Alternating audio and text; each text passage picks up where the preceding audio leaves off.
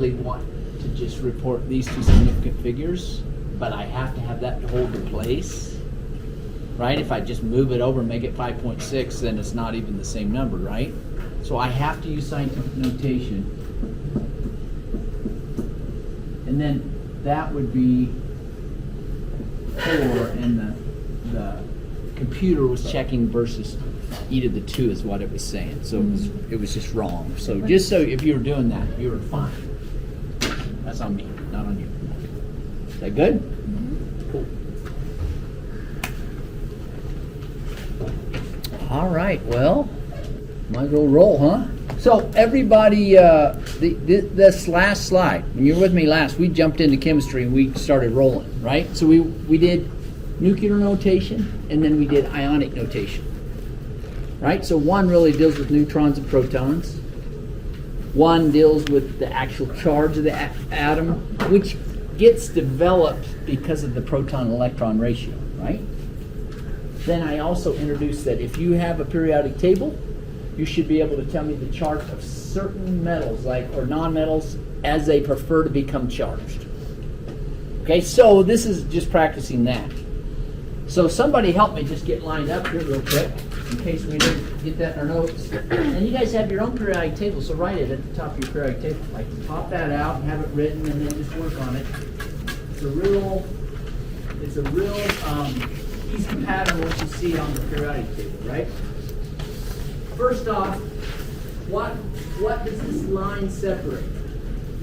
What's on this side? Non-metals. Metals, and then on this side is Non-metals. non-metals. And for this discussion, you could include hydrogen over there. Now, generally speaking, these things are electron losers. I always say, they're wimps. Metals are wimps. They lose electrons very easy. These things are greedy. They steal electrons from things. Is that all tracking good? Okay, now, so this charge, these tend to charge up with what kind of charge? Plus one. They've lost an electron, so they have an extra proton. Does that include hydrogen? Yeah, and it includes hydrogen. If it charges, it'll be plus 1. Plus 2, the whole family. And then, yes, things up and down, we call those rows or columns, they act the same. Chemically, they act the same. If I was in we breathe oxygen. There are things like near vents in the ocean, they breathe sulfur. They just like we breathe oxygen. It's just interchangeable almost. And we've even made some weird sulfonated complexes that you see things breathe. It's just really weird. But anyway, that's over. I don't mean that. That's not something I ask you about, except for the general idea. If they're in the same column, they have similar properties. All right. With that in mind, what kind of charge do these things tend to take? Zero. Nothing. Because they don't do anything. We call them inert, noble gases. They're noble. We have no time to do this. I don't know what they call them. Yeah. All right. So here's this. What charge? -1. -1. -2. -2. -3. And beyond that, this is not relevant because they don't really charge. So these are kind of open season, except for one we do work on it. 11. +3. +3. So once you get that, you kind of have the charge, right? So that's what this slide is all about. So if you saw this, you're ready. We'll start on this side of the room. The charge that calcium's going to take. +2. Now, you guys, now do you see why I said part of what you got to do is get the first 36? It's their name, their symbol, and location. Because right now we're working off location, right? You're like, I got to find where it is, and then I can tell you the charge, right? That's very true of all these metals. What do you got here on the bromine? Is -1. -1. All right, cool. And then good old you two in the middle. Can you tell me what charge aluminum takes? +3. Cool. And then lithium on the far end. Anybody? Lithium? +1. And then phosphorus, it's you two. -3. Perfect. Good. That's awesome. Gosh. This is awful. I hope I don't throw my back out, but here we go. It's awful. You can't see. It's like an ocean in front of you. Oh, what about copper? This is open.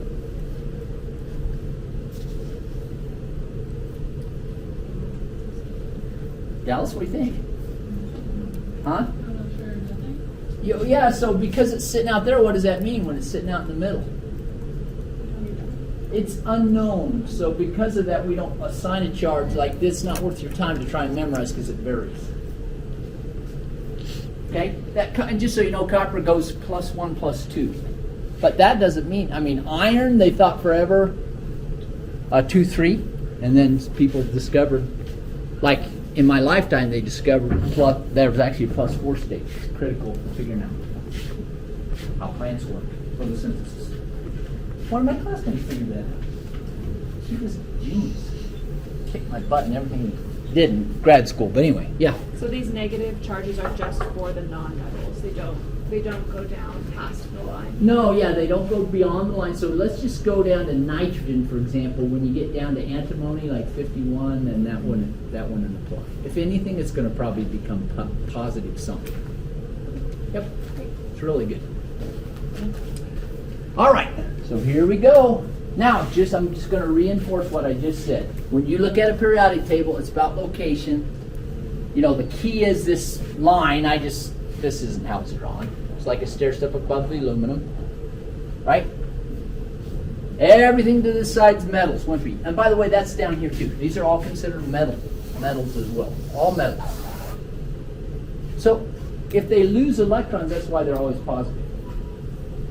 Right? Because if the more electrons I lose, the more positive, because the protons always hang out behind, right? Ooh, man.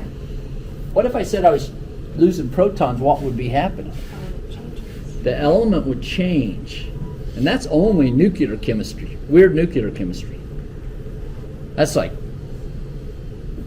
weird.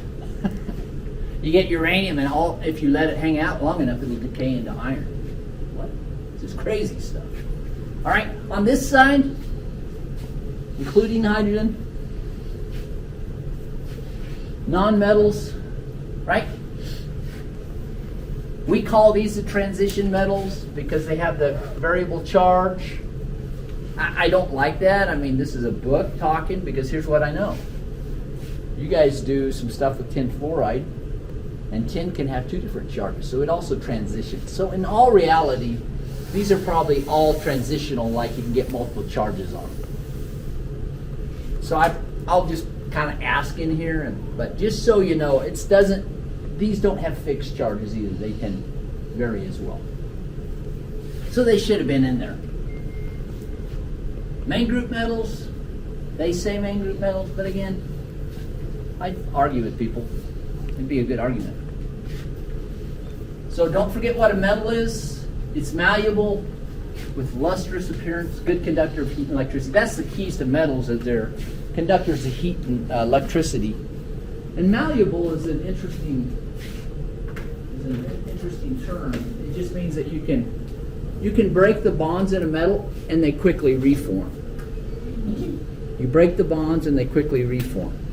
Now, if you take non-metals, this is all non-metal stuff. This is carbon-based. They kind of have a fake way of doing that. Oh, you break them and then, they don't really quickly reform because they're not really malleable, right? It's plastic's a lot different. And then, that's non-metals. Also non-metal, this is all carbon, this is cellulose, right? It doesn't break and reform. So it's really interesting about a metal. That's what they mean when you say ductile and malleable, you can pound it into flat shapes. You can bend it, and it'll hold its form, and then it can reform. Pretty good stuff. Non-metals, poor conductor of heat and electricity. Right? So you go to get something hot off the stove, you want something like a silicone glove or some sort of, even just like your oven mitts, they're all made out of carbon and hydrogen. Right? Or if you get crazy, get into something like Kevlar or Nomex, right? Like fireproof material. Same thing, it's all carbon hydrogen.